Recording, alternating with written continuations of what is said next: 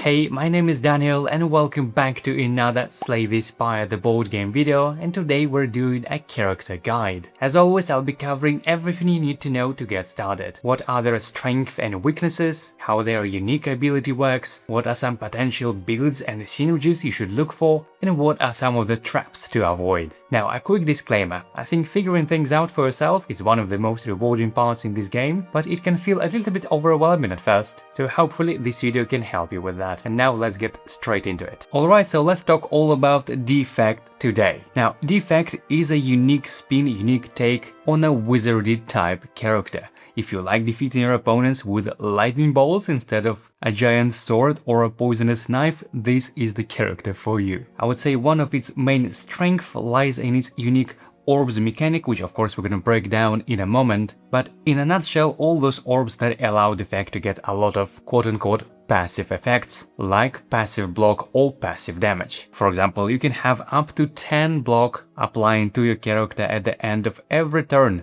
just on its own without you playing any additional cards, or for example, you can deal 20 damage to entire row, once again, just happens sort of passively at the end of every turn. How exactly all works and how to scale those numbers is something we're gonna of course break down in this video, but this is arguably one of the strong parts of Defect. I would say it's also one of the most versatile characters. There are so many different ways you can build it. You can build it offensively, defensively, even though generally speaking you do want both of these parameters in your character in some way or another, but there are still many different ways of achieving that through different builds, and there is also a little bit even of a defensive build, if you will, because I think Defect has quite a few cards that allow to apply block, for example, to other characters, because don't forget that Slay the Spire the board game is a cooperative game. You can play with up to 4 characters, unlike in the video game. So overall, very unique character, very versatile character, and very useful to the entire party if you play with multiple characters. There are of course still a couple of weaknesses. Something I could name, for example,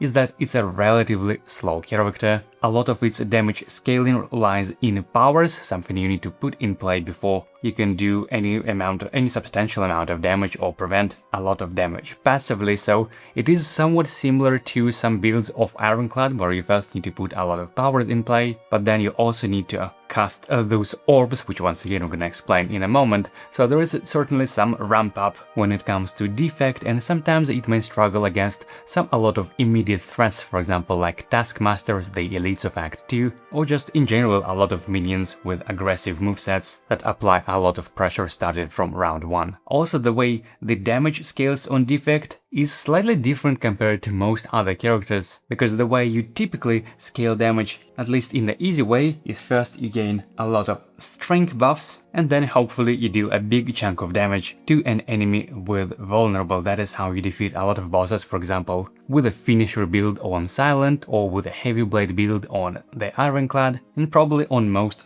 builds on Watcher as well. And even though you can play and scale the damage with Defect this way as well, but not on every build. Some of them require very specific cards to scale damage, and of course I'm gonna explain all of that in this video. And probably the last thing I want to mention, which is not necessarily a weakness, but I think Defect has a little bit more overhead compared to other characters, simply because you need to trigger a lot of different end of turn effects, which personally sometimes I just tend to forget about them at all, which is, I know, probably more like a me problem than a Defect problem. But nevertheless, throughout a lot of plays, in playing hundreds upon hours with different characters, I definitely notice that whenever I play Defect, it does require a little bit more focus and concentration relatively to some other characters. So now let's break down unique ability of Defect and talk finally about all those different color cubes that I laid over here. So as I said, Defect is a sort of a wizardy type character, at least thematically, and these 3 different cubes of different color, they represent different elemental orbs. We have yellow cubes for lightning orbs, we have blue cubes for frost orbs, then we have purple cubes for dark orbs, and we have this separate black cube, which I know sometimes people confuse it with dark orbs, but this is actually not orb at all. I placed it over here just to give you a heads up that this is not an orb at all. This is used on high ascension to block your max HP. So if you're playing on a high ascension, you would start without 1 maximum HP like that, so this is not an orb. Okay, but what all those orbs do? As you can see here on this defect board, we have a couple of slots, specifically 3 slots. We have 1, 2, 3, and at the start of combat you channel 1 lightning. Now whenever you see an effect says channel, that means you place an orb of the respective color, in this case it's 1 lightning, to one of those orb slots. Now because of this art, because of illustration, this orb slot looks like as if it's a yellow one. These are 2 for a frost for blue color, but no, they're actually all the same. You can totally place this lightning orb in any of those 3 slots. They are completely the same. It's purely because of the art it may feel this way, but they're actually all 3 absolutely identical orb slots. And then whenever you have an orb active in one of those orb slots, they don't do anything on their own, but you can trigger them in 2 ways. First is end of turn effect, and another one with evoke. Now for the lightning orb specifically, its end of turn effect is to deal 1 damage, and this is exactly what I was talking about, the quote-unquote passive effects that you can have. Imagine if you have 3 of those orbs casted, it means you're dealing 3 damage, once again quote-unquote passively, at the end of your turn. And while we on those orbs, just a quick note, in case you played the video game and you come into the board game with this sort of prior knowledge on the way how those orbs work, they are slightly different here in the board game, specifically in a way that with each of those lightning orbs you can choose who it can target, so they're not striking randomly like in the video game. You can choose for each orb of its end of turn effect, whether they strike the same enemy or different enemies is completely up to you. So end of turn effects is one of the ways you get some benefits from those orbs, and another way, as I said, is through evoking. Now evoking happens in 2 ways. For example, if you have already all of your orb slots busy with their other orbs already orbiting around your character, and then you play another one. For example, let me grab a card that might say something like channel 1 lightning, like on our basic zap, and because we already have 3 orbs, we cannot add another one. That means we sort of popping up, one is bursting pumps, and only then you play another one. And at that moment, when another orb is sort of bursting, when you're evoking it, it has some additional effect.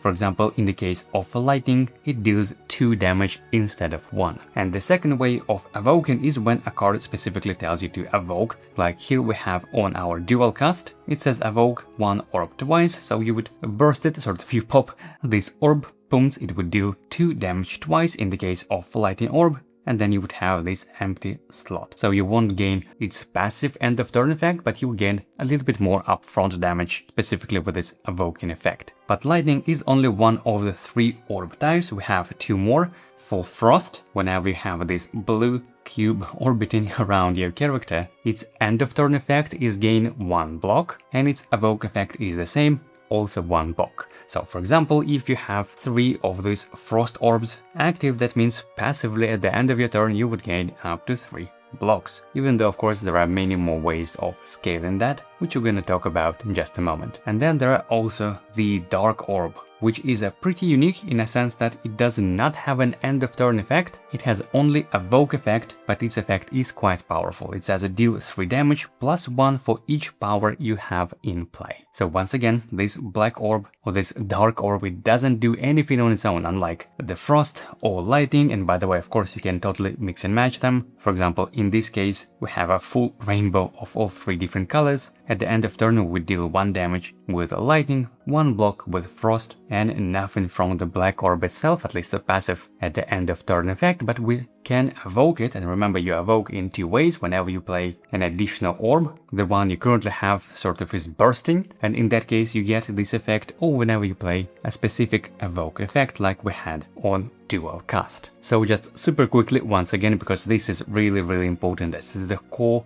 fundamental way of playing Defect, so I think it's worth understanding this properly, that Lightning Orb deals 1 damage passively at the end of turn, and you can evoke it for 2 damage. Frost Orb gives you 1 block at the end of turn, and also whenever you evoke it. Dark Orb has no end of turn effect, but whenever you evoke it, it deals more damage, 3 basic plus 1 for each power you have in play. And whenever you play any orb and all of your orb slots are full, you can choose which of the current orbs to evoke, gaining its respective effect, and replace it with a new one that you just played. For example, if you channeled Lightning, you would place it like that, and you would deal 3 damage with this Dark Orb. Now, keep in mind the limitation of the components. This is intentional that we have 6 blue, 6 yellow, but only 3 purple. That means you can at most have only up to 3 Dark Orbs channeled, even when you have more orb slots, which of course there is a way of sort of extending this character board by adding more open orb slots. Now let's go quickly over the basic starter deck of Defect. As usual, we have 4 strikes, we have 4 defense, 4 defend cards, and 2 unit cards which are zapped and dual cast. Now, defend cards, similar to any other character, whenever you upgrade it, this just 1 single block becomes 2 block to any player, so that is a little bit nicer compared to the video game. And for strikes, usually that would be the first candidates for removal for pretty much any character, because just 1 energy, 1 damage, and even if upgraded, that's still just 1 energy and 2 damage. Usually not worth it, but for Defect specifically, the upgraded strike look a little bit different. Instead of adding more damage, it now costs 0 energy, so it becomes 0 energy card, which does open a few more possibilities and potential synergies, for example with a relic, a wrist blade, or its own cards, which of course we're going to talk about a little later in this video. So keep in mind that basic strike for Defect is a little bit different compared to any other character. And now over to these 2 unique cards. First of all, we have a Zap, a simple way of channeling 1 lightning, and don't forget that Defect always starts combat with already 1 lightning channeled. So then if you play Zap, you just cast another one, you add in another light cube to your orb slot like that. And then we have a dual cast, which I already slightly covered briefly. It allows you to evoke any orb of your choice twice, and for example for lightning that would be dealing 2 damage with each evoke effect, but because we're evoking it twice, we can select different targets for each of those evoke effects if you want to. Of course, whenever you evoke an orb, you sort of pop in it, you burst in it, you're losing some its passive effects, but you have a little bit of upfront damage. You're gaining some momentum by playing this dual cast, which is arguably the main point of this card, to gain some momentum, to have some upfront damage for the case when you need it. So now let me clean it up, and let's talk about the main ways of playing Defect. And I would say, generally speaking, there are 2 kind of different ways of you can play Defect, either with elemental cards or with physical cards. These are kind of 2 main different builds, and within those 2 builds there are sub-branches, so to speak, sub-trees of different ways you can scale either damage or block or other things. So let's go over the elemental variation first, and as you can imagine, there are 3 different ways of building Defect for one of these different orb types, either lightning, frost, or dark. And I guess let's start with lightning, because I think this is the most obvious and frankly easiest variation, the easiest way of playing Defect. Now, lightning, even though it is amazing sort of passive damage, keep in mind that each of those lightning strike is not considered a hit. Something, for example, you can find on our basic strike. You see, whenever you see this sword icon, that means it's a hit, and those type of hits, they can scale with strength, and whenever you deal damage with the hits, they also get ×2, which is the biggest multiplier in the game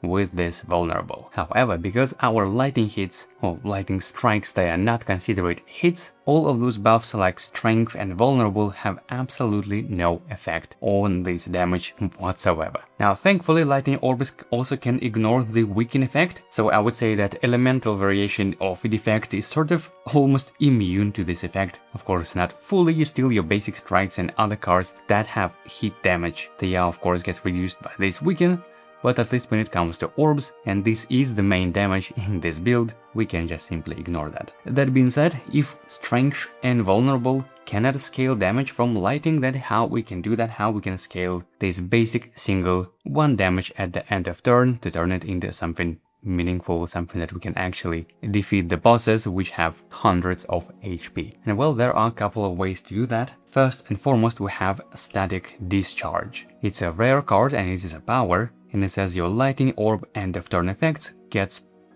+1, and if you upgrade it, it will be +2. So your basic 1 damage +2, that is already 3 damage at the end of turn from a single orb, and of course you can channel more of those, so with 3 lightning orbs and this upgraded power in play, that is already 9 damage passively at the end of turn. But of course there is more. We also have Electrodynamics, which says that lightning deals damage to any row instead of a single target, and when played, channel 2 lightning. So now this 9 damage, you no longer need to select different targets for it, you just affect the entire row, so all the minions and including the boss, because the boss consider it on any row. So that is basically a way of almost tripling the damage in some multi-enemy situations. But that's still not all, because we have more cards, for example like Defragment, which is another power. For 3 energy, Ethereal Orb end of turn effects get +1, so that is another +1 on top to what we have to Static Discharge, even though unlike Static Discharge, this Defragment end of turn effect applies to all orbs, including the Frost orbs. This is why that is a little bit of 2 overlaps between Frost and Lightning, not so much with Dark though, but at least with those 2 elements, because the Fragment is an amazing card in either Frost or Lightning variations, and of course I'm gonna talk about that a little bit more. And then of course there is still more. We have Capacitor, which is another power that you gain 2 orb slots, and if you upgrade it you're gonna have 3 more slots, so this is why we have up to 6 cubes and not just 3. So if you have Capacitor, that means you can channel up to 6 orbs. You would place them simply like that, 1, 2, 3, so we will have now 6 orbs in total. And so with 6 lightning orb channels, each dealing 1 basic damage +1 from Defragment, +2 from Static Discharge, that is 4 damage. With Electrodynamics of course it's row damage, so 4 times 6, that is 24 passive damage to entire row, which is absolutely ridiculous. Obviously this does require some ramp up. As I said, Deflect heavily relies on putting all of those powers in play, which is probably not something you can do in a single turn, but once you do have everything is ready, it just becomes an absolutely unstoppable power. But there is still even more. We can also play a Loop, which is another power, which says end of turn effects, trigger 1 orb end of turn ability twice, so 2 more procs, so to speak, from your orbs, which is basically an equivalent of having 2 additional slots, because you would trigger 6 of those orbs, their first normal end of turn effects, and then with the loop you can trigger any orb end of turn effect 2 more times. So it's as if you have 8 orbs effectively, which is, as you can imagine, a ridiculous amount of damage. And of course, even though it does require playing all of those 6 orbs, remember that we channel 1 at the start of combat, plus of course we have our basic Zap, it's our starter card, and it's upgraded. It costs 0 energy, so it's really easy to put this in play, even though this is not something I would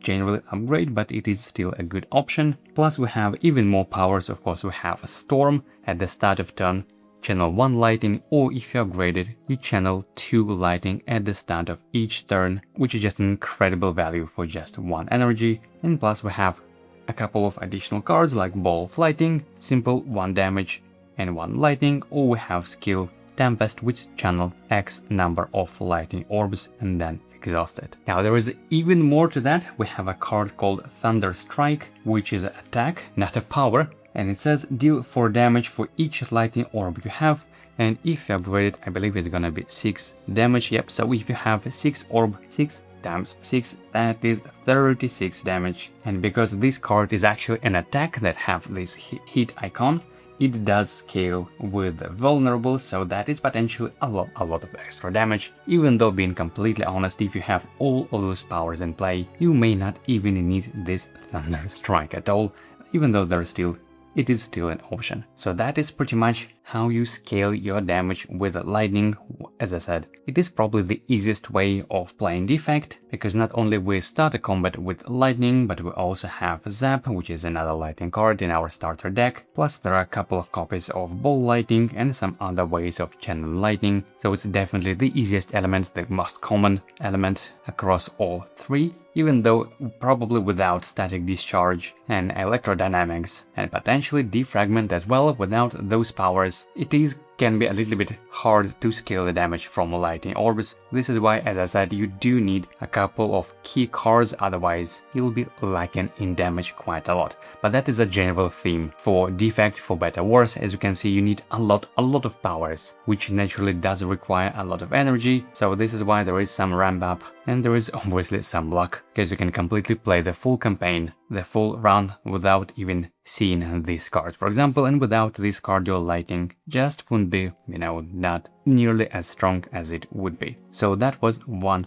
way of playing Defect. Let me move some of those cards aside for a moment, place them like that. And now let's talk about another way how you can play Defect with the Frost variation. Now I'm gonna leave these cards still here, because as I said, there is still some overlap between Frost and Lightning, and specifically these three cards, they are absolutely amazing on any of those two elements. So let me remove all of Lightning for now, and let's talk about Frost, all of those blue orbs.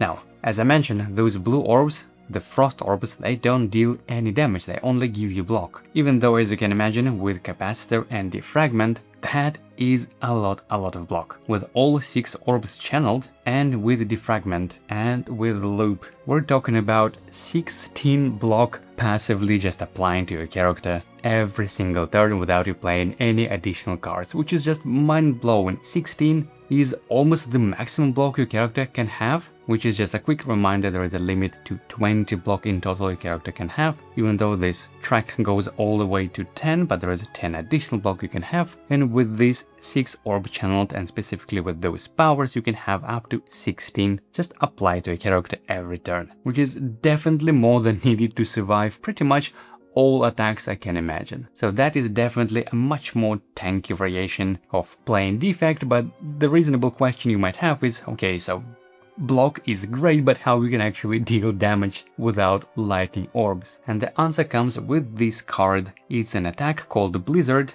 Deal 2 raw damage for each frost orb you have.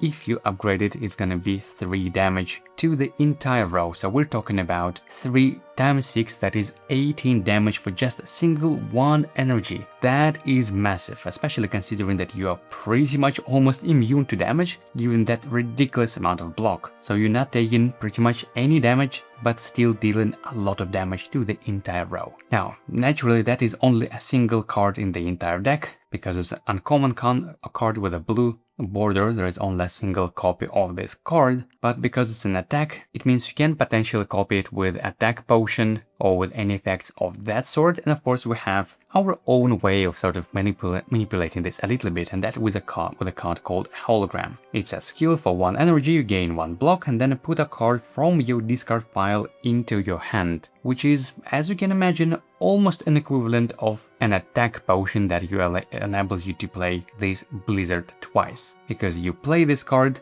assuming you have all 6 orbs, it deals 18 damage, it goes to your discard pile, then you play Hologram and put a card from your discard pile back to your hand, and then of course you play it again, with the Hologram then exhausted afterwards. And because this damage is actually hit with this sword icon, it does get multiplied times 2 with vulnerable, which we definitely would want to have for this build. And the way you do this on Defect is with a card called Beam Cell. As you can see in the basic version, there is a 50-50% chance of either dealing 1 damage or 1 damage and vulnerable, but if you upgrade it, it's gonna be 100% just a single damage and vulnerable, which of course turns this Blizzard into 36 damage with all 6 orbs channeled. Now, of course, you still need to ramp up and place channel those orbs in the first place, and it's not as easy as with lightning, even though we still have a couple of cards like Cold Snap and Glacier and Cold-Headed, and we have 2 copies of each Cold Snap and Cold-Headed since they are common cards, so it is still not as bad, and there's even more ways of channeling Frost. So yeah, that is pretty much how you scale your damage, actually both damage and defense with this variation, but of course it all starts with Blizzard. Without Blizzard, I probably wouldn't go too much into the Frost. I mean, Frost is still great. Even when you go for Lightning or Dark elements kind of variation, generally speaking, you still do want to have at least a couple of Frost just to have this passive block. But with Blizzard specifically, you definitely want to have a couple of extra Frost cards, and ideally you wouldn't want any other elements, simply because these 2 combinations can absolutely carry you through the entire game. Now note that Loop, Defragment and Capacitor are extremely helpful in both Frost and Lightning builds, and there are a couple of more cards of that sort. Specifically, I'm talking about a card like Fission, and by the way, let me maybe put this aside for a moment. Okay, so this is like full-on Frost variation with Blizzard. I'm gonna place this aside for a moment, and let's talk about a couple of really good cards for both of these builds. So Fission, it's a 0-cost skill that says remove all of your orbs, and for each orb removed, gain energy and draw 1 card, then you exhaust it. And removing an orb is not as good really. Ideally, you would never want to just remove orb, because when you remove it, you not trigger its evoke effect. You simply just, well, removing the orb. But once you upgrade this card, let me show you. It says now evoke all of your orbs, and for each orb evoked, gain energy and draw 1 card. This is a pretty universally helpful card in any elemental situation, especially with Dark, especially with Lightning. Maybe not so much so with Frost, but still just a nice way of potentially drawing a bunch of cards, getting a lot of energy, which might help you to put all the necessary powers in play. Specifically Defragment, I actually haven't talked about it before, but as you can see, it has keyword ethereal. That means if you have this card in your hand and you have not played this card until the end of turn, it will just be exhausted. Of course, you can upgrade it, and if you upgrade it, it won't be an ethereal anymore, which gives you a little bit more freedom whether you want to actually play this card or not, even though you generally do want to play it as soon as you have it, but of course 3 energy is something that might stop you. But Fission is potentially one of the ways of solving both card draws and energy problems, which will then in turn allow you to play more of those powers. But then there is more. Then we have Rainbow, which is a skill for 2 energy that allows you to channel all 3 different elements. Then Exhaust, but if you upgrade it, it will become a reusable card, no longer Exhaust, which is a pretty decent value for 2 energy, channeling all of those 3 orbs. Similar to that, even though probably not as powerful, we have Chaos, which is another skill for 1 energy, channel the orb of a different type depending on the die result, but if you upgrade it, it becomes a 0-cost card, which is basically a free orb of any 1 type depending on the die. And then we also have Barrage, which is an attack for 1 energy, deal 1 damage for each orb you have, and if you upgrade it, it's gonna be +1. So if you're going with Capacitor, which means you would want to channel all 6 orbs, that is potentially just 1 damage, 1 energy, 7 damage. Not too bad, that is a pretty decent value card, and specifically it goes really well with the Frost variation, where you typically want to have your vulnerable effect. Let me find it. Yep, I'm talking about Bam Seal, of course. Beam Cell, that is the card that you want to sort of pair with Barrage. So I can see this almost like a little skill tree. Like for example, we have this full-on Lightning variation that if you want to go deep into this sort of skill tree, you would go for all of these cards. Then if you want to go full-on the tanky Frost build, you go with Blizzard and probably Barrage. To be honest, I think it works really well for this build as well. So that would be another sort of the bottom of the tree. Whereas those cards, and specifically Loop, Defragment and Capacitor, they are really amazing in either of those 2 variations, so that would be kinda like the top of the tree, and these 2 would be kinda different branches. At least that's one of the ways I'm thinking about this sometimes. And what about those 3, Fission, Rainbow and Chaos? Well, as I said, they are great on either of those 2 elements, but probably they work even better on the Dark Orb, so let's talk about that. I'm gonna remove those Frost orbs from here. Let's slot in all the Dark Orbs. As you can see, we have only 3 of them. which definitely does change things a bit. And as a reminder, what those dark orbs do, they don't have any end of turn effect, and instead whenever you evoke them, they deal 3 basic damage plus 1 for each power you have in play. And now boys, we do have a lot of powers, as you saw. Pretty much any build require playing at least 3 to 4 powers a minimum, but there is of course even more ways of scaling damage. For example, with a card like Amplify. This is absolutely the card you want to have for this dark build, because it says Dark Orbs evoke for plus 3 damage, and if you upgrade it, it's gonna be just a whopping plus 5 damage. And because this is a power itself, it also gives effectively another passive plus 1, because once again, Dark Orbs, they evoke for 3 damage plus 1 for each power you have in play. So 3 basic damage plus 5 plus 1 because of the fact that it is a power. Then we're talking about 9 damage already just from a single orb whenever you evoke it. But as you can imagine, there are still more. We still have things like Consume, which is another power, which says orb effects get plus 1, the evoke effect specifically, and even though you can use this on the lightning build as well, but I think it just works so much better on the dark variation, because it's a power, you effectively gain plus 2 from evoke effect. And remember that whenever you evoke an orb, you simply just pop in, you boom, removing it, it no longer does its thing, which means that generally you want to kind of have a balance of generating and spending all these resources, all these orbs, right? You generating them, you casting, you channeling them, and then you spending or consuming them or evoking them. That's kind of different ways or think about it. But we also have a card called Recursion, which says evoke 1 orb and then channel the orb that was just evoked, which is especially powerful for the dark orb, because let's say you evoke this one, you dealt 10 or whatever the number of damage it can deal, but then you instantly channel it back. So you basically get this effect without losing the orb. This is so powerful. And of course you can upgrade it, which becomes even better because it turns into a 0 cost card, which is honestly amazing for this build. But then we have even more. As you can imagine, we have another skill called Multicast, which evokes 1 orb X number of times, and if you upgrade it, I believe it's going to be plus 1. Yep, so if you have, let's say, 3 energy, you can evoke this orb 4 times, which in most cases, especially with a card like Amplify, that's gonna be like 40 plus damage. It's a really ridiculous amount of damage. This variation is the most bursty single target damage. If both of the lightning build and the frost build, they do have kind of raw damage variations, or rather just raw damage, like from Blizzard or with electrodynamics, you deal, you know, decent damage to the entire row. But dark orbs, they don't have that luxury. It's all single target damage, but each of those orbs, they just hit like a truck. It's a lot of single target burst damage. And then of course, don't forget we have hologram, which means we can put a card from the discard pile into a hand, and then for example you can repeat this recursion,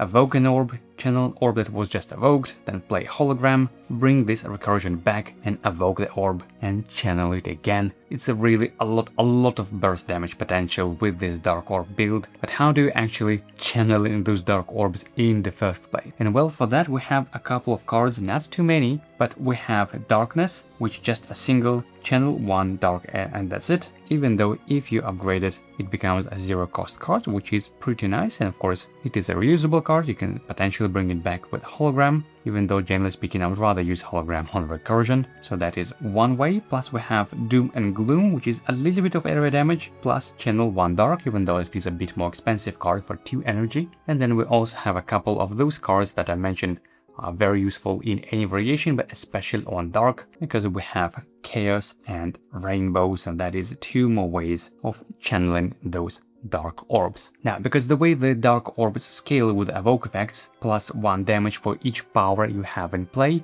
generally speaking, you do want to have a lot of different powers on this build, and we do have another card that scales well with that. It's called Meteor Strike. Its attack, as you can see, it costs 5 energy, which means there is no way to play this card without any powers, but it costs 1 less energy for each power you have in play. Now, naturally, this is not the only build you can fit this card in. Pretty much any defect build does require quite a lot of powers, but I find that on dark build specifically, you do want to have probably the most amount of powers. And of course, if you upgrade it, it will deal 15 damage more often than not just for 0 energy, which is a ridiculous amount of additional burst damage if you need it. Though of course Amplify is still the absolute king of this build. I mean, having plus 6 damage from a single card is the biggest damage multiplier, or the main damage addition to this build, 100%. So that is how you play with the dark variation of this build. So as you can see, we have sort of another elemental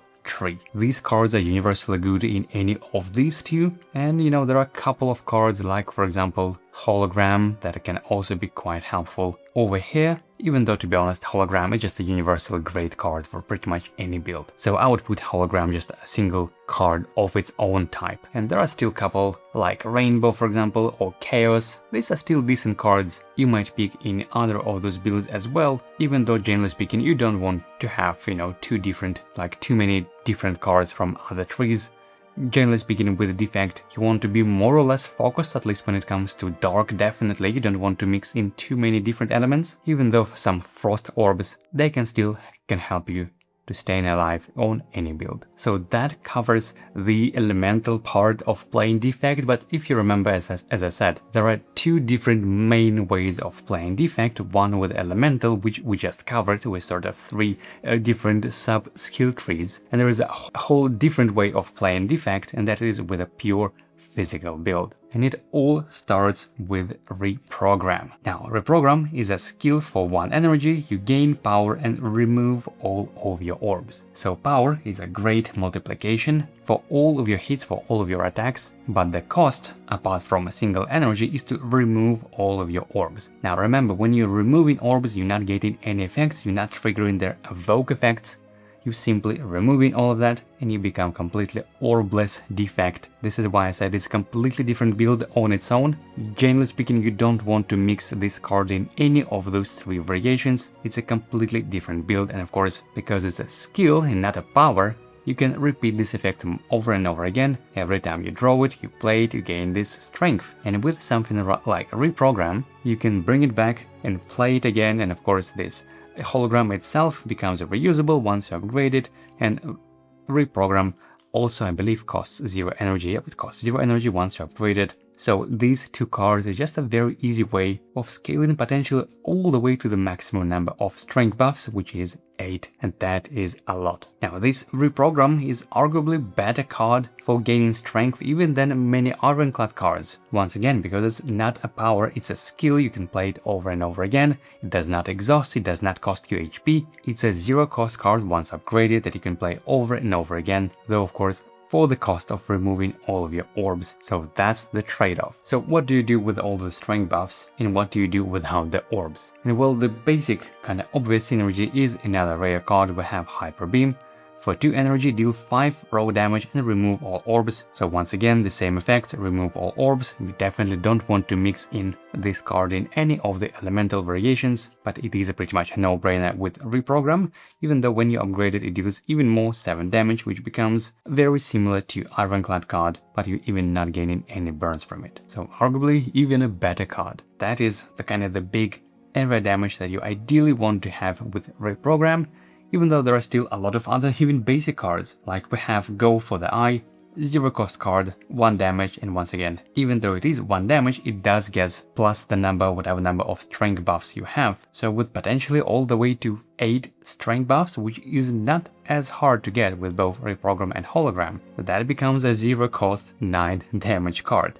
And there are more of them of that sort. We have Claw, which is another 0 cost, 1 damage, plus 1 damage if the topmost card in your discard pile costs 0. And don't forget that our basic strikes also become a 0 cost card once you upgrade it, so that is potentially a nice way of finding at least any good use for the basic strikes for this build, because once again, it's a 0 cost card. But there is more. We have FTL, another 0 cost damage. If this is the first card you play this turn, draw 1 card. Pretty useful effect. Then we have Scrape, deal 2 damage. If the topmost card of your discard pile costs 0, return it to your hand, so you can play it over and over. And then probably the pinnacle of all of this, we have All for 1, which is, by the way, let me upgrade it straight away.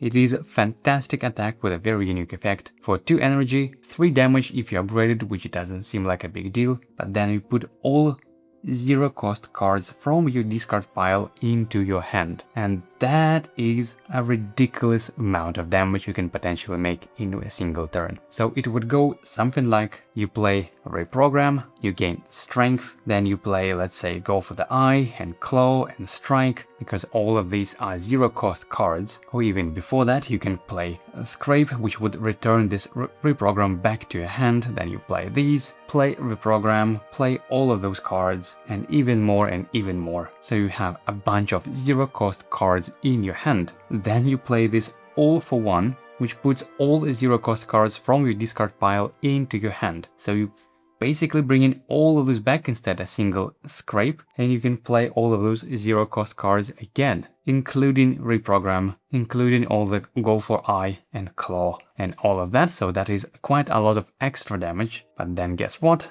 Then you play Hologram to put this all for one back to your hand. And if you still have energy, you can play it again, bringing all of those zero cost cards again and playing them all over again. Now, this particular combination does require a lot of energy, so maybe you could play, let's say, Hologram next turn, and not the same turn. That is still wouldn't be too bad. But overall, that is the main idea of this variation. You gain a lot of strength buffs with Reprogram, which then does scale all of these zero cost cards. Each of them just deals 5, 6, sometimes all the way to 9 damage. And then for all for one, you can just cycle them back much quicker, repeating this whole big burst of damage over and over again. I will say though that it all starts with Reprogram, and as you can imagine, ideally this is something you would want to see as an early reward, potentially even as early as from the Now's Blessing. Otherwise, if you already invested in a lot of orb elemental builds, then it becomes a bit awkward to picking up a Reprogram. I probably wouldn't do that. And also I think finding Hyper Beam as your first reward potentially from Now's Blessing can be a trap. Now, if you see just Hyper Beam, I don't think that is a good reason to go full in on this orbless build, on this kind of physical build. I think you still do need to have a Reprogram to make it all work. Even all for one, as good as this card is, all those zero cost cards probably won't do anything on their own unless you can scale them with Reprogram. So this is definitely the card you want to find first, and ideally early if you want to go full on into this physical build. So that is another way, completely different way of playing Defect, completely different from all of those different elemental variations, completely different sort of skill tree that you would go from there and then not to any of those. Now, I do want to mention a couple of additional extra cards just for you to give an idea of what Defect can do. A card, for example, like Seek, which says search a draw pile for one card. Put that card into your hand, then shuffle your draw pile. And if you upgrade it, you can have all the way to 2 cards from your draw pile brought back to your hand. That is an amazing card in pretty much any variation, probably especially in physical build, though honestly it's so useful in any variation, so that is a really good card to keep in mind. Then we have Echo Form, which is another power.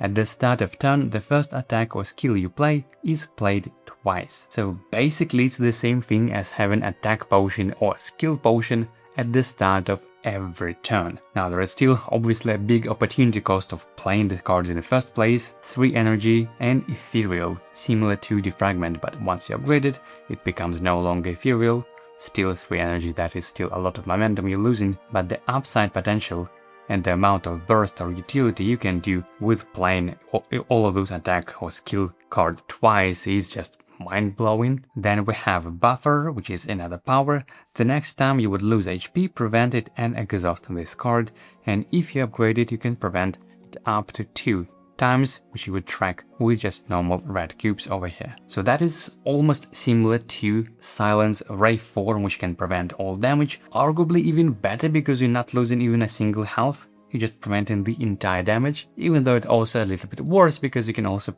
only prevent it up to 2 times and not up to 3. Nevertheless, that is a fantastic defensive card that you very likely would want on pretty much any build, maybe not so much on the full-on Frost build since you have so many block naturally already, but it's still so good in Dark, it's so good with a physical build. This card is just really a lifesaver. And there is also a really good utility card called Core Surge. It's attack that you can retain, and you can remove all weakened and vulnerable from any player, then deal 3 damage, but of course if you upgrade it, you can remove the same effects from all players. Now the fact that this card is retained, that is what makes the big difference really, and this is potentially one of the keys to victory against the hard boss, which always does apply this vulnerable and then follow it up with a big burst of damage on round 2, but with Core Surge, you can completely just cheese that encounter, and not only for yourself, but you can do this for the entire party. This is really one of the best utility cards in the game in my opinion, which is what makes Defect so useful. Of course, there are many more cards in Defect Toolkit. As per usual, I will do a separate tier list video breaking down every single card and give you my opinion how it works and whether something I would normally pick or skip. Keep an eye for that content, but in the meantime, just to wrap up the video, let's talk about Now's Blessing. What would be the most helpful first reward you can choose from Neow? And well, given how each of those different builds dependent on rare cards, for example, you pretty much have to go with Amplify. You need this card if you want to go full on the Dark Orbs, specifically on higher difficulty where bosses have a lot of HP, or you still do want Defragment or Electrodynamics or Static Discharge if you play with other elements. So all in all, I would say that any rare card reward is probably the way to go. Now, if you can choose a rare card, that's even better. Like for example, on this card we can gain rare card reward and lose 2 gold, same for 3 gold, but even if you don't have those and you can have only a random rare card, I think this is still worth it. That is probably not something I would take on many other characters, but I think for Defect it's usually worth it, simply because they're so build defiant. For example, if you know that your very first reward is Amplify, that is a good reason to pick up a lot of Dark Orbs on the way, knowing they will be so strong. The same is for example for All for One, even though it is probably not something I would go too deep until I find the reprogram, but still nevertheless, that just gives a lot of information on sort of what skill tree you want to specialize depending on those rare cards. So generally speaking, rare card is the way to go. And my second option would likely be removing any strikes. Now, even though as I said, strikes can be helpful with a reprogram build, they're still just basic strikes. There are still some better zero-cost cards that can provide additional effects, so even with reprogram, even with full physical build, I still wouldn't be too happy about them, especially since you need to upgrade them to actually become a zero-cost card. So for that reason, I would definitely have an option to remove a card, I would go for it, or another option I would upgrade a card, which would likely be either of the first starting cards that you choose from, or potentially even upgrading dual cast. I think this is not too bad. For 0 energy, evoking 1 orb twice, specifically for the lighting build and the dark build. This is just a really good value, even in the early game and potentially all the way to the end game. The only thing I would probably avoid when it comes to Now's Blessing on Defect, and that is transforming a card. I think there are just too many utility cards that are great on their own, but not necessarily something you would want as a very first reward, especially considering Gremlin Knob and all those nasty elites. I think just upgrading a card or removing a card are just safer options, and of course rare cards is your jackpot. This most of the time is worth it, once again because it gives you information in which of these sort of skill trees you want to specialize. So there you go, that is the general way of how you play Defect, how you scale damage with different archetypes. Hopefully you'll see it all in action in a playthrough, or maybe if you try your own. I think Defect is a really fun character to play. And well, that's a wrap for today's video. I hope you find it helpful, and if you did, please give this video a like, subscribe to the channel for more videos like this, and consider supporting me on Patreon. I would really appreciate this as well. I hope this character guide video provided you a better understanding of how the character works, but if you would like to go a little bit more in depth into each individual card, and most importantly, when to pick or when to skip them, then check out my tier list where I go with more breakdowns and analysis of each individual card with more practical tips. And well, as always, thank you very much for watching, and I'll see you in the next video.